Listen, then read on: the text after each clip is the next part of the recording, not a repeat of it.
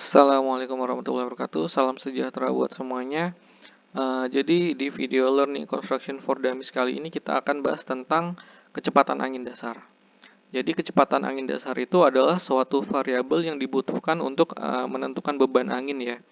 Jadi kalau dulu di PPUG 1987 itu beban angin itu rumusnya sederhana aja, V kuadrat dibagi 16 kayak gitu kan, nggak dikali koefisien macam-macam. Untuk tekanan ke permukaannya baru dikalikan dinding, ada atap segitiga dan bentuk-bentuk lainnya. Tapi kalau beban kilogram per meter perseginya itu rumusnya cuma V kuadrat per 16. Nah, kalau di SNI 1727 itu untuk menentukan beban angin kilogram per meter perseginya itu ada langkah 1 sampai 5. Terus kalau untuk menentukan berapa tekanan di permukaannya itu adalah langkah nomor 6 sampai 7. Nah, kali ini kita akan bahas tentang langkah nomor 5, tekanan velocitas gitu ya. Jadi tekanan velocitas itu pakai persamaan 26 10 strip 1. Kita lihat persamaannya.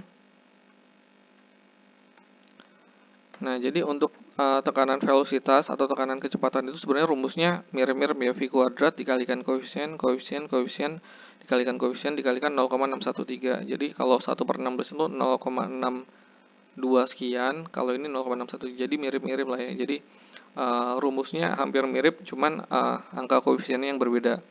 Terus V kuadratnya itu adalah, kita lihat kecepatan angin dasar, lihat pasal 26.5. Pasal 26.5. Nah, pasal 26.5. Nah, jadi kecepatan angin dasar itu adalah kecepatan yang kita dapat dari buku Peta Angin Indonesia. Kayak gitu. Jadi sudah ada ketentuannya yang menyebutkan buku Peta Angin Indonesia. Cuman dari beberapa referensi yang saya punya ya, jadi buku Peta Angin Indonesia itu ternyata adalah buku untuk potensi pembangkit listrik tenaga bayu. Jadi buat generator kincir angin gitu ya. Dan ternyata di sini juga belum mencakup seluruh wilayah Indonesia nih, kayak di Pulau Sumatera itu cuman sedikit sekali titik-titiknya yang ada stasiun pemeriksaannya ya, di Kalimantan juga. Terus terutama di daerah sini di Jakarta itu nggak ada, di Jakarta nggak ada. Dan yang paling utama adalah di peta angin ini sebenarnya beban anginnya itu adalah beban angin rata mean speed ya. Jadi bahkan nilainya yang tertinggi pun nilainya hanya nggak nyampe 10 meter per detik kayak gitu kan. Jadi kecepatan angin rata-rata, jadi sangat halus sekali. Sedangkan yang dipersyaratkan di SNI itu adalah kecepatan 3 second gas atau kecepatan hembusan dalam waktu 3 detik ya. Jadi kecepatan angin dasar yang digunakan dalam beban di bangunan itu adalah kecepatan hembusan angin 3 detik pada ketinggian 10 meter. Ini sama seperti yang ada di ASCE 1, ASCE 710 itu. Jadi basic wind speed itu adalah 3 second gas speed at 10 meter ketinggian di atas tanah kayak gitu. Jadi bukan kecepatan angin rata. Lalu kita dapatnya dari mana untuk kecepatan 3 second gas ini? Nah, saya coba browsing itu. Jadi ada salah satu dosen ya dari Universitas Parahyangan itu membuat sebuah presentasi membandingkan antara SNI 1727 2013 dengan 2020. Nah, di dalam paparannya itu belum mencantumkan bahwa sebenarnya peta angin itu belum tersedia di SNI 1727 nih. Jadi lihat poin nomor 3, peta kecepatan angin dan faktor kepentingan di USA. Untuk beban angin telah diganti dengan tiga peta beban angin dengan periode ulang yang berbeda untuk diterapkan pada struktur kategori risiko yang berbeda.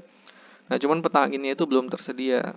Dan di kesimpulannya juga beliau menambahkan, jadi agar standar ini bisa digunakan dengan baik, perlu dilengkapi dengan peta kecepatan angin 3 detik. Jadi sebenarnya peta kecepatan angin itu sampai SNI diterbitkan belum ada.